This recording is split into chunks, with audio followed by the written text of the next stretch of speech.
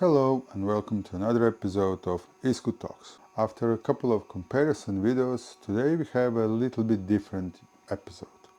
For those of you who are following this YouTube channel for quite a while, you probably already realized that focus of this YouTube channel is basically sharing knowledge, spreading info about electric scooters and doing absolutely honest reviews.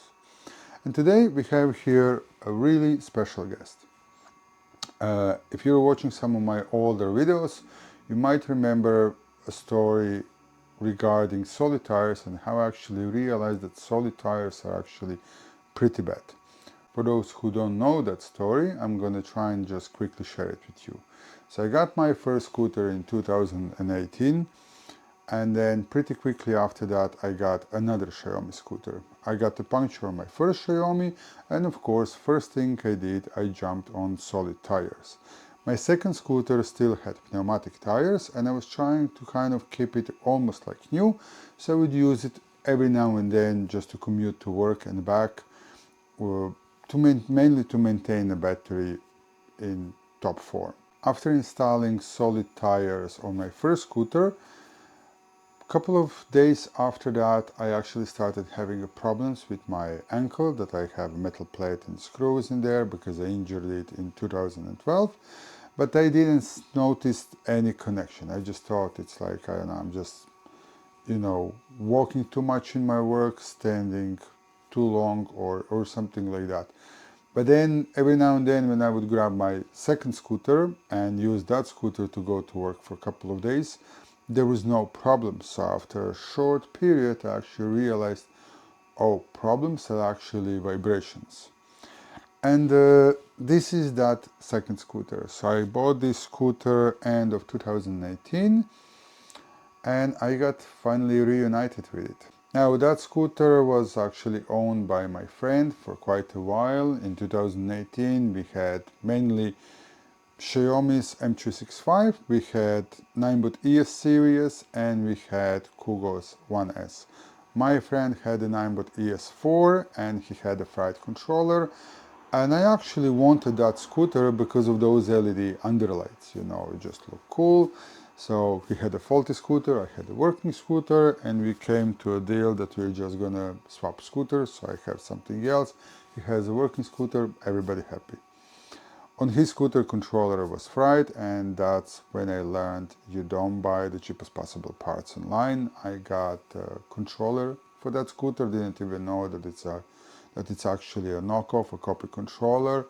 I managed to do 5 kilometers on that controller before it burned again. Anyways, he used this scooter without almost any problems until a couple of weeks ago, when, final fault happened on that scooter and he decided to give up on it. So the manufacturing date of the battery in this scooter is September 2018. And this scooter is still turning on. Now, I don't know, let's see. Yeah, it's working still okay, but it has problems with the controller. So I will have to replace it. But 5.5 years, when you look at the scooter, we actually even have our first eScoot logo, first redesign of eScoot logo. But what was fixed on this scooter in these 5.5 years? I was doing all the repairs on it. So there were a couple of punctures, let's say, I don't know, 3-4 punctures. I'm not sure, was it 1 or 2 mudguards broken? We recently replaced the brake lever.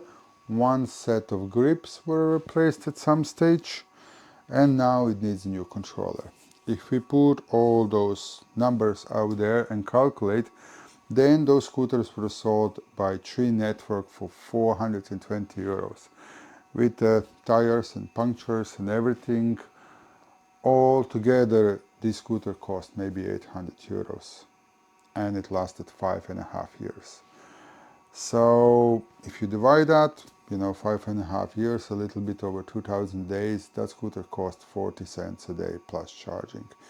And this is one of the reasons why I'm always saying that Xiaomi's are one of the best budget scooters out there. And this is actually why I'm making this video, because I'm seeing in lots of comments in lots of Facebook groups, people saying, oh, Xiaomi, they are rubbish, they are bad, and this and that. No, if you treat them well, they're really good scooters. Now, I wanted that scooter back. I wanted it mainly to do this video, to show you a proof that Xiaomi scooters can be really good if you treat them well. Now, since I have it back, I'm actually thinking what to do about it, you know.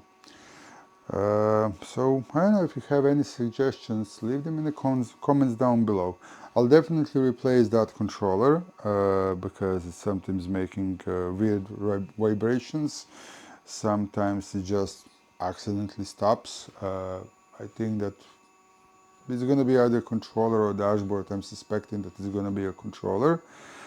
And then I'm thinking, I don't know, maybe first thing to do a range test, just to check what this battery is capable of doing after 5.5 years. Or, as I said, if you have any other ideas what should I do with it, feel free to leave it in comments down below.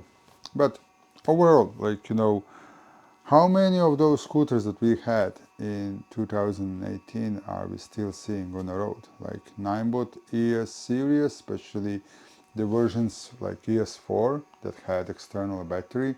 I think it was ES2 and ES4 had external batteries, and ES1 and ES3 didn't. And another difference was ES1 didn't have a rear suspension and LED underlights, and ES3 had.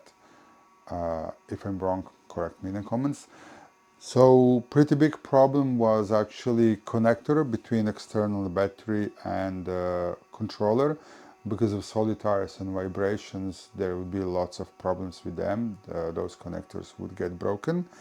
That's why Ninebot faded out of those solid tires, and they're actually not using them at all anymore, as far as I know.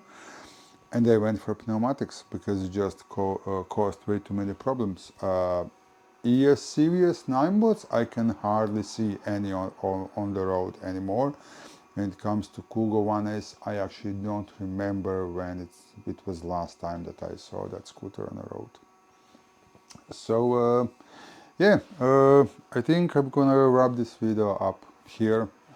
Just wanted to share this with you. There's no point of me stretching this video for too much, nothing too much to say. Yeah, I hope you enjoyed it. I hope you learned something today. If you like a video, hit that like. If you think it's going to be useful to someone, feel free to share it. If you want to support me, as usual, you can support me by buying some of the products through affiliate links in the video description. All products are tested and used by me. Or, I don't know, you can maybe buy me a coffee. So yeah, that's all for this episode. Till next time, guys, please stay safe out there and respect other road users. Bye bye.